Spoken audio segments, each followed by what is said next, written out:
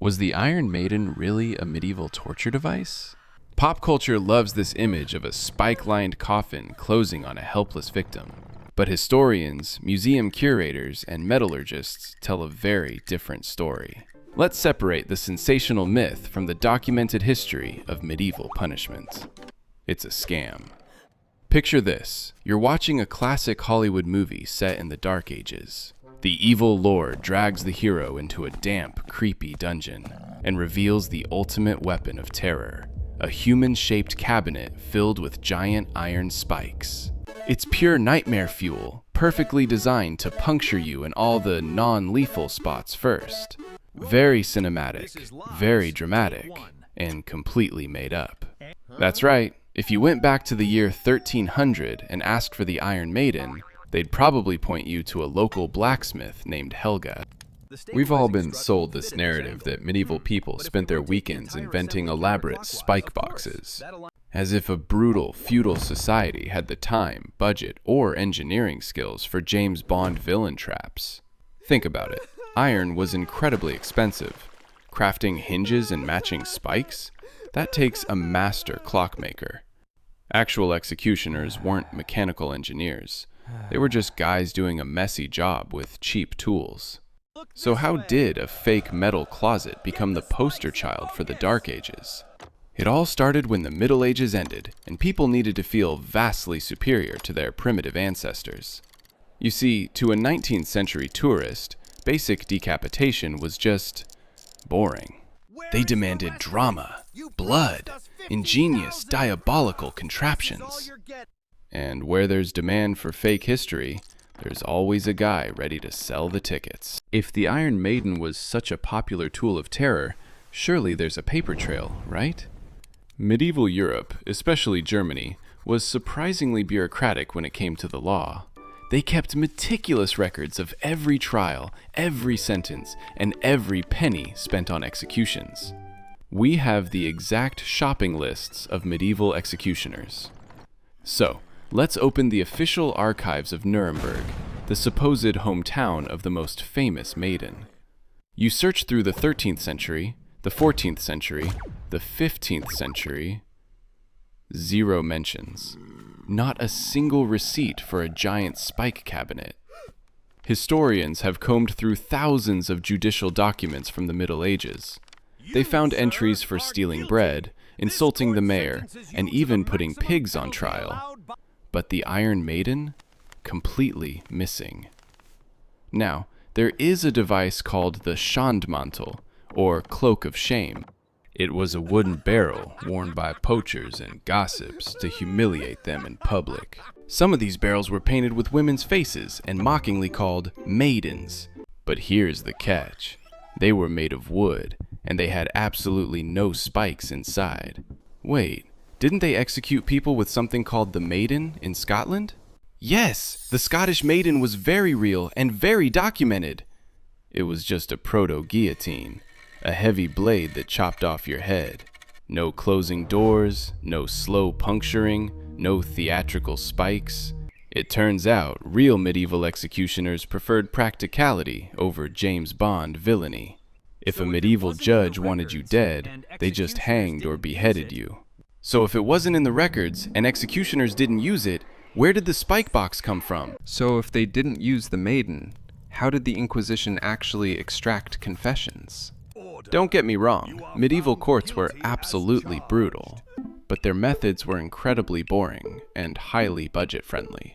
Welcome to the real medieval dungeon, where physics did all the hard work. Exhibit A, the rack. It was just a heavy wooden frame, some cheap ropes, and a crank. It stretched you until your joints popped like bubble wrap. Very effective, zero spikes. No expensive ironwork required, just a guy turning a wheel. Or consider Exhibit B, the strappado. They tied your hands behind your back, hoisted you up, and just left you there. Gravity is completely free, and it never needs maintenance. Need a quick confession on the go? Grab the thumb screws. A pocket-sized vice that crunches your fingers like walnuts. You could literally carry this terrifying device in a medieval fanny pack. Notice a theme here? Wood, rope, and simple mechanics. The entire goal of torture was to extract a signature on a confession. If you instantly kill the suspect inside a spiked door, they can't sign the paperwork. And trust me, in the Middle Ages, the paperwork was everything. Real punishment was horrific, but it lacked any kind of theatrical flair. It was an ugly, bureaucratic process, not a prop for a haunted house. Which brings us to the giant metal elephant in the room. Who actually built the Maiden? Fast forward to the late 18th and 19th centuries, the Victorian era of sensationalism. Society is industrializing, and people suddenly have disposable income and free time. And what do enlightened Victorians want to do? Pay to see gruesome things, of course.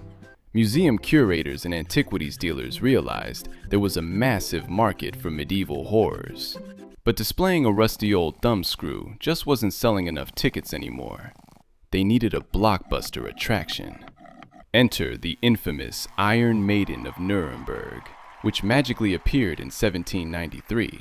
A philosopher named Johann Siebenkees completely invented the story of the Maiden in a guidebook. And then, local antique dealers actually built the thing to match his fake story. It was the ultimate Frankenstein's monster of fake history. They took an old wooden cloak of shame and covered it in random bits of metal and hammered in dozens of modern iron spikes facing inward. To make it look holy and ancient, they carved the face of Mary on the doors. They put it in an exhibition, slapped an outrageous ticket price on it, and the public went wild. Everyone wanted to shudder at the sheer barbarism of the Dark Ages. It's a brilliant psychological trick. You feel civilized because you're looking at something savage. But they were literally paying to look at a theatrical prop made a few weeks prior in a shed. And it wasn't just Nuremberg. Soon, fake maidens started popping up everywhere. Every self-respecting torture museum miraculously discovered one in their basement.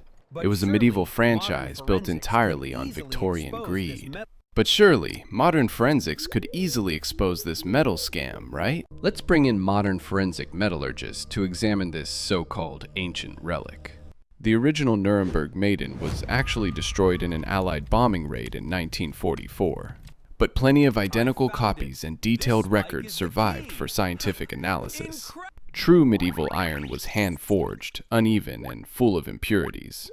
But the metal on these maidens? It was perfectly flat, rolled industrial sheet metal. Medieval executioners did not have access to steam-powered rolling mills. And let's look closer at the star of the show, those terrifying, flesh-piercing spikes. A real medieval nail is square, blocky, and hammered by hand, one by one. The spikes in the Maiden were perfectly uniform, mass-produced threaded bolts. You can literally see the machine-cut threads where they screwed the spikes into the wood. Ah yes, nothing says Dark Ages quite like standardized industrial threading.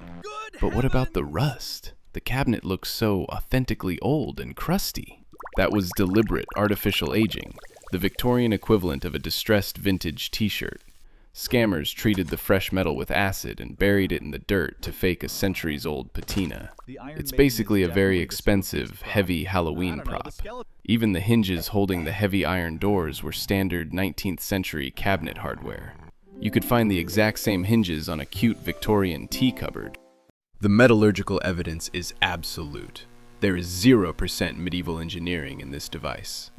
It was designed entirely for a museum exhibit, not a damp dungeon. But the cold hard science didn't matter. The public had already fallen in love with the lie. Because by the time the experts debunked it, pop culture had already completely taken over. Once the Iron Maiden hit the museum circuit, Victorian writers couldn't resist. Gothic novelists needed terrifying plots, and a fake spike box was the perfect plot device. Even famous authors like Bram Stoker wrote gruesome stories featuring the Nuremberg Maiden. Because nothing spices up a dramatic story quite like a giant, murderous metal closet. Soon, traveling wax exhibitions carried copies of the Maiden to every major city in Europe. Millions of ordinary people saw these fakes and accepted them as absolute historical fact. If it's standing in a museum, it must be true, right? And as the 20th century rolled around, Hollywood happily took the baton. Filmmakers needed a quick visual shorthand to say, these medieval guys were completely evil. A simple wooden rack is too boring. A guillotine is too French. But an iron woman that hugs you with giant spikes? That is pure cinematic gold. It appeared in horror films, comic books, and eventually, legendary heavy metal album covers.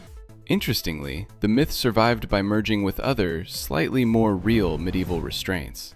People confused the maiden with real gibbet cages where criminals were displayed in town squares. They also mixed it up with the infamous Pair of Anguish, which, by the way, is also mostly a 19th century invention. Go figure. Ultimately, the Iron Maiden became the absolute symbol of the Dark Ages. It perfectly validated the modern ego.